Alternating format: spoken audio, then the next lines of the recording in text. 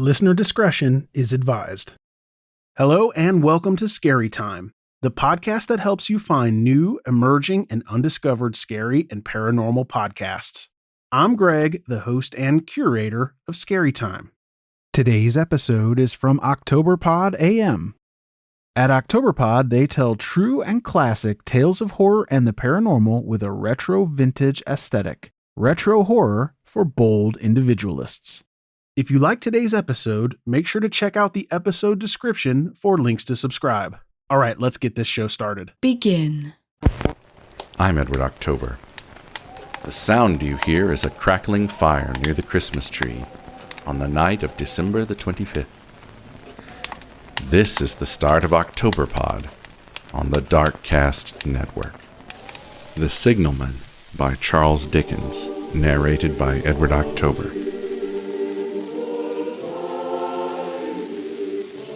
Hello! Below there! When he heard my voice, he was standing at the door of his box, with a flag in his hand, furled round its short pole. Instead of looking up to where I stood on the top of the steep cutting, nearly over his head, he turned about and looked down the line. Hello! Hello! Below! Then he turned again and, raising his eyes, saw my figure high above him. Is there a path by which I may come down? He looked up at me without replying.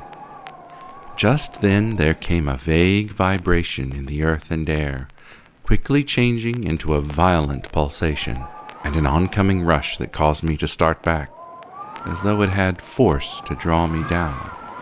I looked down again and saw him refurling the flag he had shown while the train went by.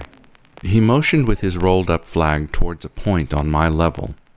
There, I found a rough, zigzagging path notched out.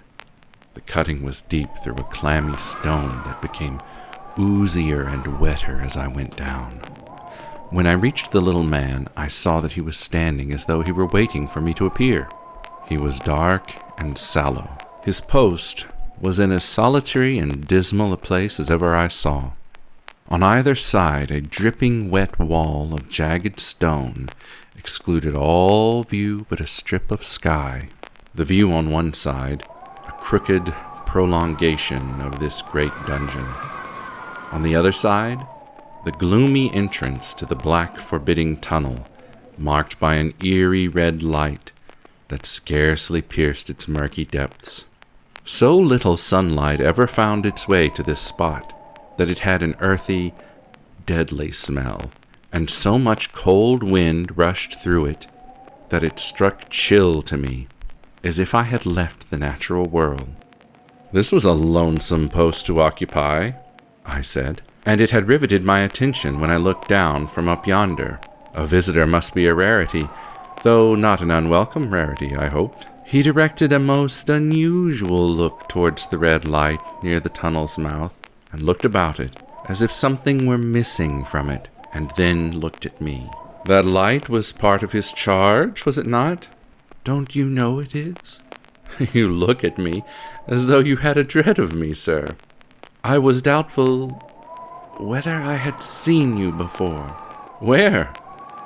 He pointed to the red light. My good fellow, what should I do there? I never was there, you may swear. Yes, I think I may. His manner cleared, like my own. He replied to my remarks with precision. Had he much to do there?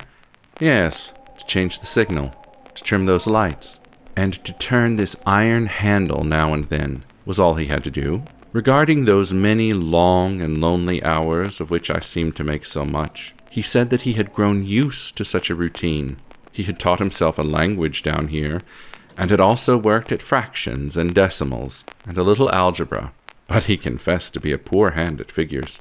Was it necessary for him, when on duty, always to remain in that channel of damp air? And could he never rise into the sunshine from between those high stone walls?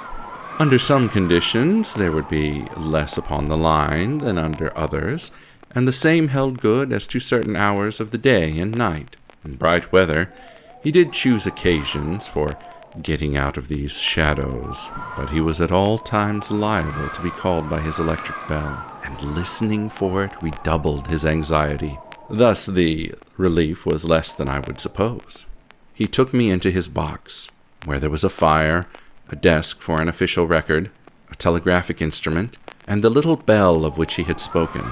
He was several times during our conversations interrupted by the little bell, and had to read off messages and send replies.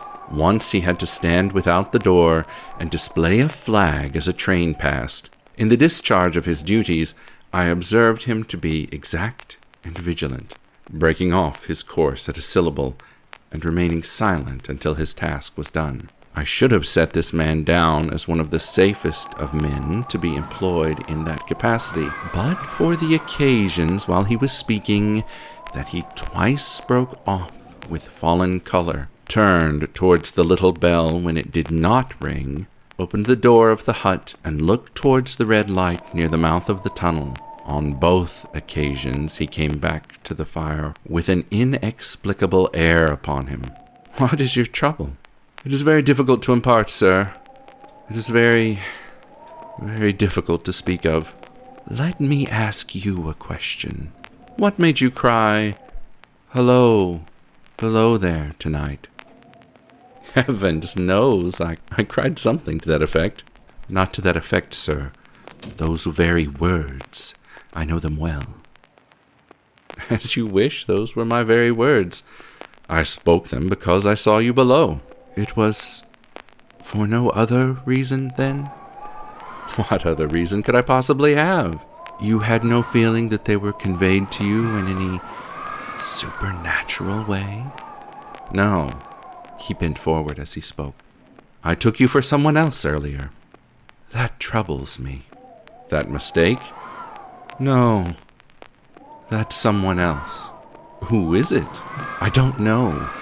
I never saw the face. The left arm is across the face, and the right arm is violently waved, like this." He gesticulated his arm with the utmost passion and vehemence. "For God's sake, clear the way." One moonlight night I heard a voice cry, "Hello, below there." I looked from that door and saw someone else standing by the red light near the tunnel, waving as I showed you. It cried, "Look out! Look out! Hello, below there! Look out!" I turned my lamp on red and ran towards the figure, calling, "What has happened? Where?" It stood just outside the blackness of the tunnel, keeping the sleeve across its eyes. I ran right up at it and had my hand stretched out to pull the sleeve away when it was gone. "Gone into the tunnel?" "No. I ran into the tunnel 500 yards. I stopped and held my lamp above my head and saw only the wet stains stealing down the walls and trickling through the arch.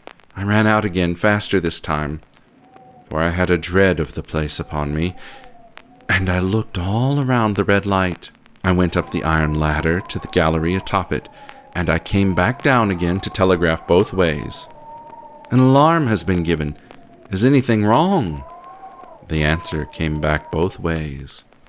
'All well.' I then replied that this figure must be a deception of his sense of sight.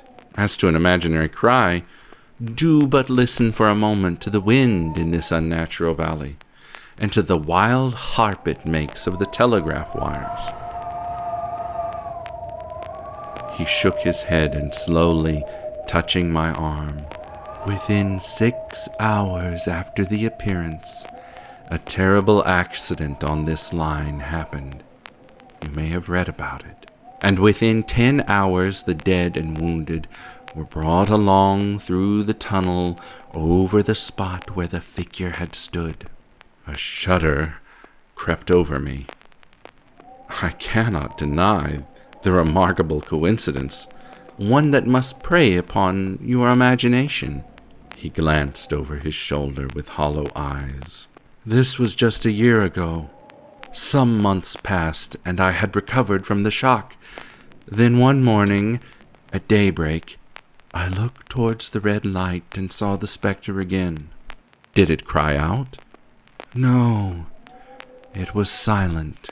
It leaned against the shaft of the light, and both hands before the face, like this. He mimicked an attitude of mourning, as one might see in stone figures on tombs. Did you go up to it? I came in and I sat down to collect my thoughts and my composure. When I went to the door again, daylight was above me and the ghost was gone. But nothing followed? Nothing came of this? He touched my arm with forefinger twice or thrice, giving a ghastly nod each time. That very day, as a train came out of the tunnel, I noticed, at a carriage window on my side, a confusion of hands and heads, and something waved. I saw it just in time to signal the driver to stop. He shut off and put his brake on. I ran after it and heard terrible screams and cries from inside the carriage. A beautiful young lady had died instantaneously in one of the compartments. She was brought in here and laid down on this floor between us. I pushed my chair back with a start as I looked from the boards at which he pointed. True, sir, true. Precisely as it happened. He resumed. Now, sir, mark this, and judge how my mind is troubled. The spectre came back a week ago. Ever since it has been there, now and again, by fits and starts at the danger light. What does it seem to do? He repeated that former violent gesticulation of, "For God's sake, clear the way." Then, he went on, I have no peace or rest of it. It calls to me in an agonized manner, "Below there, look out, look out." Its hands waving to me. It rings my little bell. Did it ring for you yesterday evening when I was here, and you went to the door? Twice. See how your imagination misleads you. My eyes were on the bell, and my ears were open to its ring, and I assure you it did not ring at those times, nor at any other time, except when it was rung by the station communicating with you. I have never made a mistake like that, sir. Not yet. I have never confused the spectre's ring with the man's. The ghost's ring is a strange vibration in the bell that rings but produces no visible stirring. I don't wonder that you failed to hear it, yet I heard it. And did the spectre seem to be there when you looked out? It was there, both times. Will you come to the door with me now and look for it? He bit his underlip, as though he were somewhat unwilling, but arose. I opened the door while he stood in the doorway. There was the danger light. There was the dismal mouth of the tunnel. There were the high, wet stone walls of the cutting.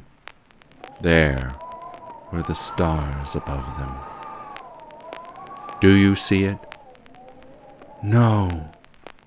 We went in again and resumed our seats. Now you will fully understand, sir, that what troubles me so dreadfully is the question, what does the spectre mean? He said, ruminating with his eyes on the fire. What is the danger? Where? There is danger somewhere on the line, some dreadful calamity. It is not to be doubted this third time, after what has gone before. But what can I do? If I telegraph danger on either side of me, or on both, I can give no reason for it. They would think I was mad. This is the way it would work. Message, danger, take care. Answer, what danger? Where? Message, don't know, but for God's sakes, take care. They would displace me, and who could blame them? When it first stood under the danger light, why not tell me where that accident was to happen? If it must happen, why not tell me it could be averted?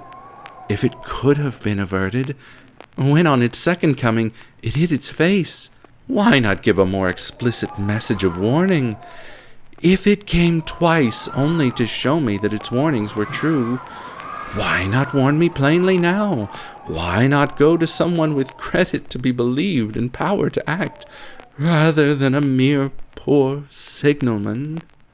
When I saw him in this state, I saw that for his sake, as well as for the public safety, what I must now do was to compose his mind. Therefore, setting aside all question of reality or unreality between us, I represented to him that whoever thoroughly discharged his duty must do well, and that at least it was his comfort that he understood his duty, though he did not understand those confounding appearances. In this effort I succeeded. He became calm, and I left him at 2 in the morning.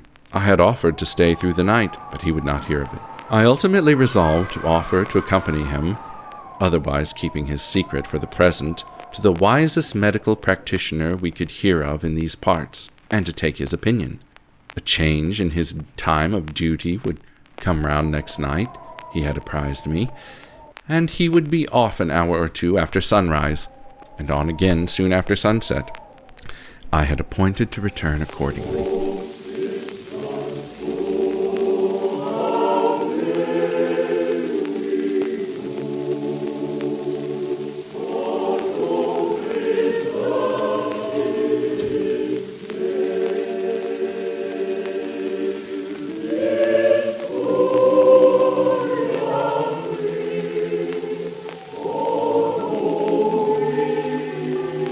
Next evening was a lovely one, and I walked out early to enjoy it. The sun was not yet quite down when I traversed the field path near the top of the deep cutting. I would extend my walk, I said to myself, until time to go to the signalman's box. Before my stroll, I stepped to the brink and mechanically looked down from the point from which I had first seen him. I cannot describe the thrill when, close at the mouth of the tunnel, I saw the appearance of a man with his left sleeve across his eyes, passionately waving his right arm. The nameless horror that oppressed me suddenly seized hold of me, for I then saw that this appearance of a man was a man indeed, and that there was a group of other men standing about, to whom he seemed to be rehearsing the gesture he made. With an irresistible sense that something was wrong, I descended the notched path with haste. What is the matter? Signalman killed this morning, sir.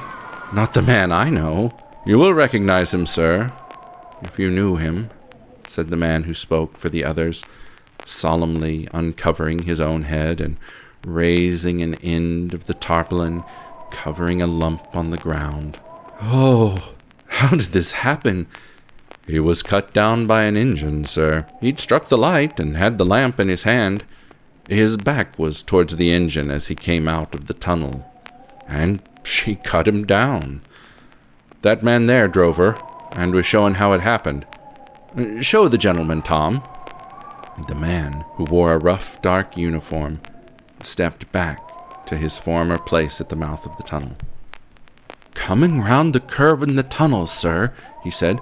I saw him at the end. There was no time to check speed, as he didn't take heed of the whistle. I shut it off when we were running down upon him, and called to him as loud as I could call.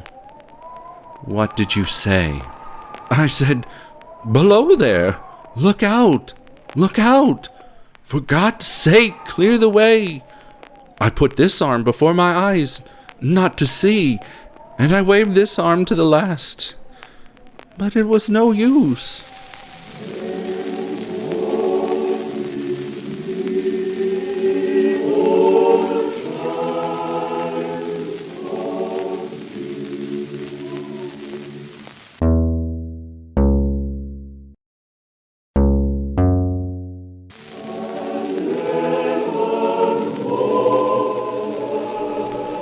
And now, Edward October gives you The Night Before Christmas by Clement C.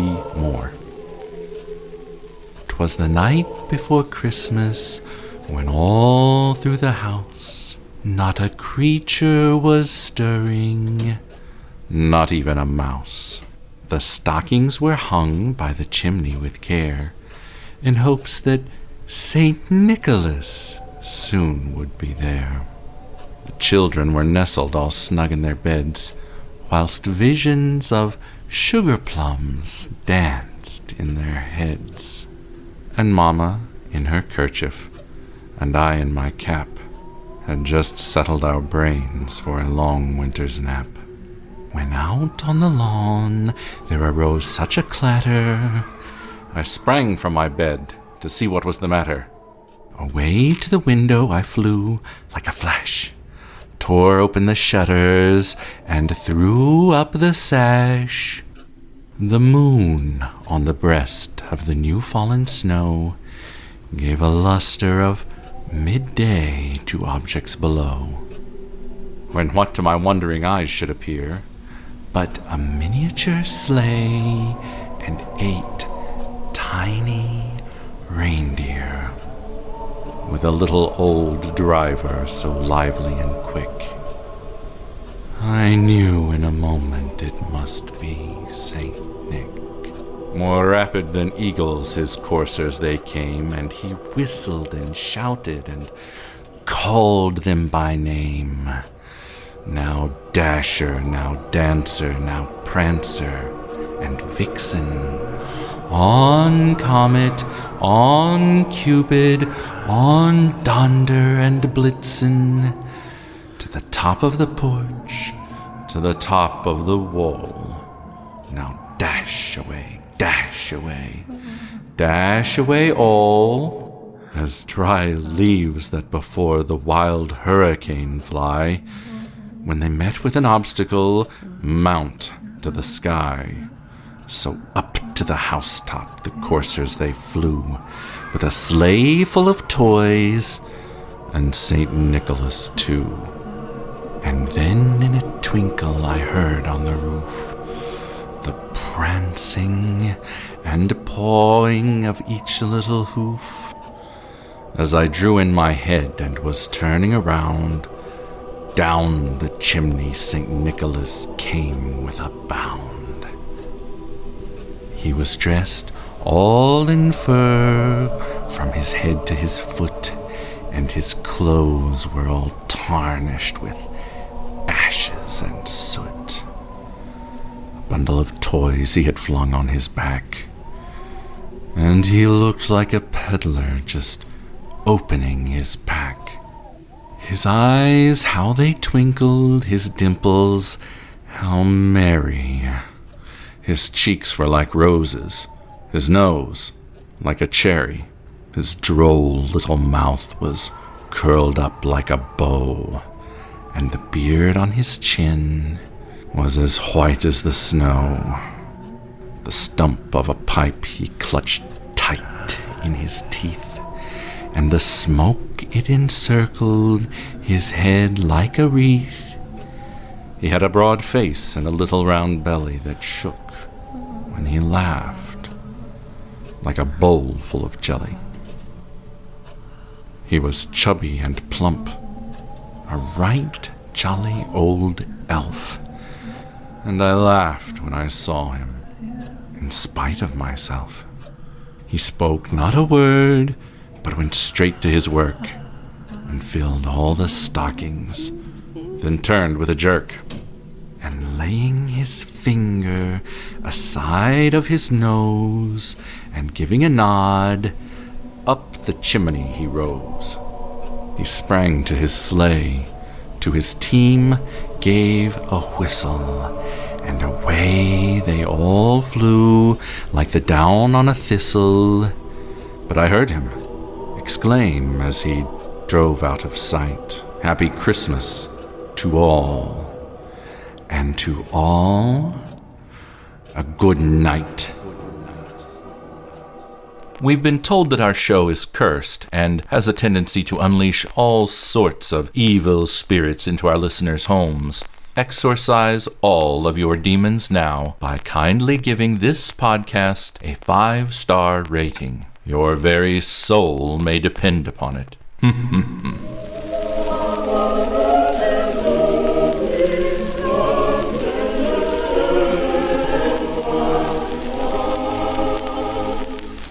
Last year, Amy and I were down here for Christmas.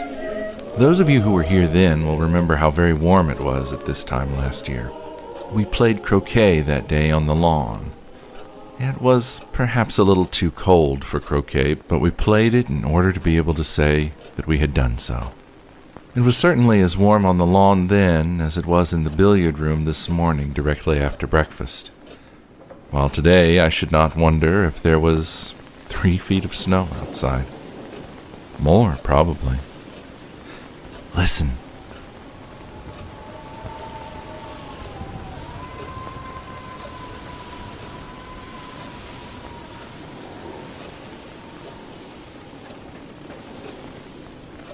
We had no frost that autumn, and one of the dahlias was still in flower. I've always thought that it must have been mad, and I wonder if I were not mad, too. While the rest of you played your half game of croquet, it struck me that it was not so warm as I had supposed, because quite suddenly I shivered, and shivering, I looked up, but I did not see anyone playing croquet at all. I saw something which had no relation to you. At least I hope not. You all know the croquet lawn, and how it is bounded all round by a flower border, with a brick wall behind it, through which there's only one gate.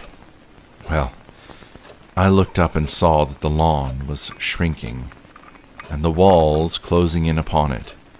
The rays of the sun began to fade, till it grew quite dark overhead, and only a glimmer of light came in through the gate.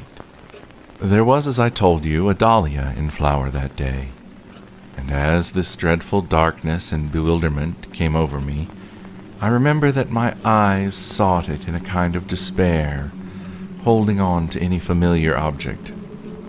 But it was no longer a dahlia, for at that moment the hallucination was complete.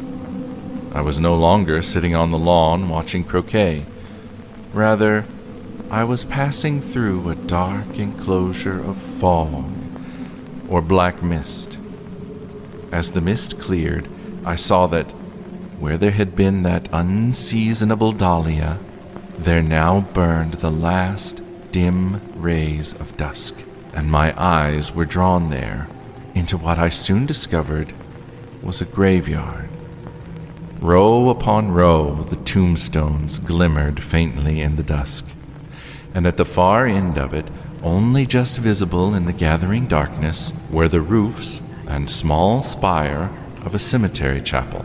The gate was opened, and I entered, walking upon a gravel path in the direction of the chapel.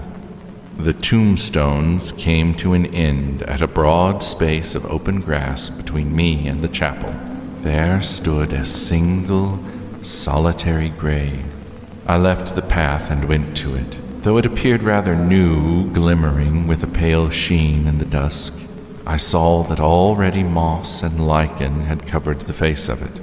I wondered whether it was the grave of some stranger who had died a lonely death, and had no friend or relation to look after it. The name, whatever it was overgrown. With some impulse of pity for this forgotten soul, I began scraping at it with my fingernails. The moss peeled off quite easily, coming away in long shreds and fibers, and presently I saw that the name was visible. As I worked, the darkness had so gathered that I could not read it. All this, I suppose, took place with the instantaneousness of a dream, for at once the whole thing had vanished, and I was back on the lawn again, dripping with perspiration and trembling all over. Now all of you may say I had fallen asleep, and had a sudden nightmare. That may be so. Shall I go on? Well, let us say for the moment that it was not a dream exactly, but a hallucination. Whichever it was, it haunted me for months. It was never quite out of my mind, but lingered somewhere in the dusk of consciousness. And as the weeks went on, the seed began to sprout that I had been daydreaming. I can't say that it actually affected my health. I did not sleep or eat insufficiently, but still I always found myself deep in some abyss of despair. I told my wife, who laughed at me, and my doctor, who laughed also, and assured me that my health was quite robust. At the time, he suggested that change of air and scene does wonders for the delusions and fancies of the imagination. And so I took a holiday in Scotland to do some hunting up in a small forest in Sutherland, very remote and wild, and not far from the sea. Sudden sea mists were common. One day my guide and I stalked a deer to a very high tableland on the limit of the forest, which went down very steeply on one side to a loch that lay below it, and gently sloping on the other to a river which ran from the loch down to my lodge. We had a dreadful climb over big boulders with deep holes between, masked by clumps of heather. We had to watch our step to avoid broken bones.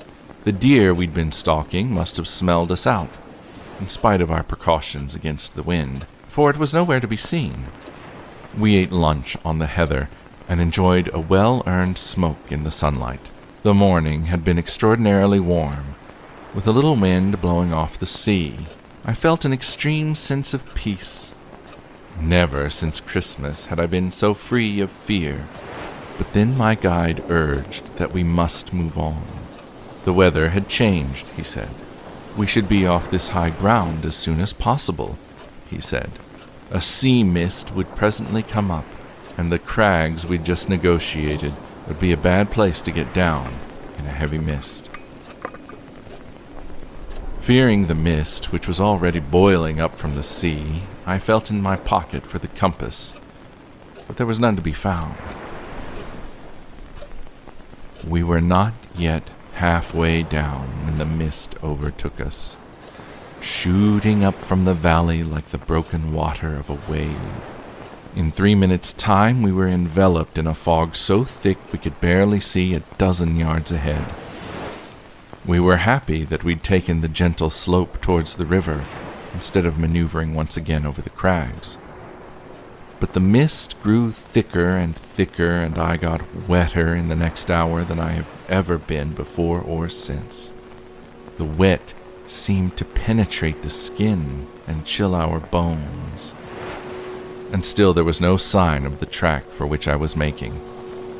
Fear began to overtake me, and it was getting dark, and had grown very much colder. Soon we found ourselves walking through a steady fall of snow. I heard the distant brawling of the river, which comforted me for a time.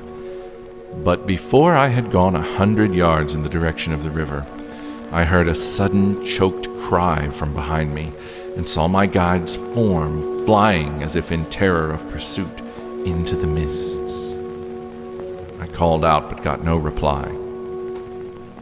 The darkness enveloped me and seemed to shield me from the snow. Then the sky suddenly grew lighter, revealing the moon, which lighted everything around me. But it was not the moon. It was the faint orange rays of dusk illuminating my path. The light smoldered with the madness of a dahlia blooming out of season, a dahlia unaware that its time has passed. The whole of my months-long terror came back to me, for I saw that the vision in the garden was again fulfilled, and once more I found myself striding into that same graveyard I'd seen on that warm Christmas. There stood the chapel with its queer little spire. There was the new gravestone covered with lichen, except now the caul of lichen was furrowed, as if partially scraped off by a man's fingernails. My fingernails. Again I saw that the name was visible, but as I worked, the darkness had gathered that I could not read it, just as before. I lit a match and held it to the surface of the stone, and the name I read there was my own. At that moment, I saw stealing towards me a tall, gaunt figure as of a man, but well over 6 feet in height, with grotesquely elongated limbs, and my soul was sick unto death. I think I tried to scream, but I could not. I know that I tried to move and could not. And it crept closer. I do not know how I found my way back to the lodge. I only know that I did. Next day I developed a chill, and as you know, pneumonia laid me on my back for 6 weeks. Well, that is my story, and there are hundreds of ways in which you can explain it. Is that all, you ask? Yes. It was nearly too much for me.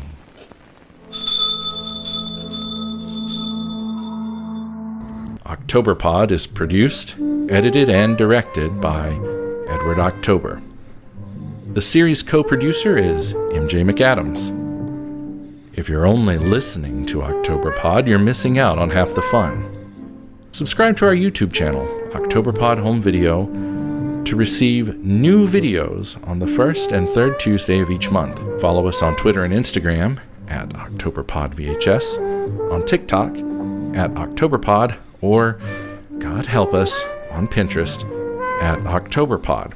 Shop for gifts and apparel for bold individualists at our Spreadshirt.com merch shop, Octoberpod Outfitters.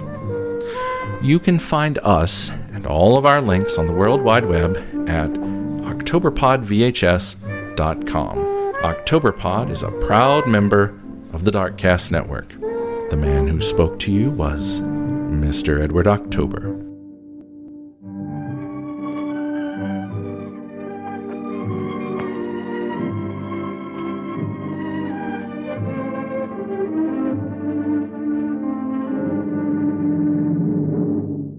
Thanks again for listening to Scary Time by Indie Drop-In Network. If you would like to nominate a scary or paranormal podcast to be featured, just send me a tweet at Indie Drop-In. I'd also love to hear if one of our featured podcasts is now your favorite show. Indie Drop-In survives off ad revenue and listener donations. If you would like to contribute, please consider buying me a coffee. You can go to buymeacoffee.com/Indie Drop-In. If you look at the very bottom of the episode description, you will see a link to make it easy. Indie Drop-In also has many other shows you might like. Just go to indiedropin.com. See you next week.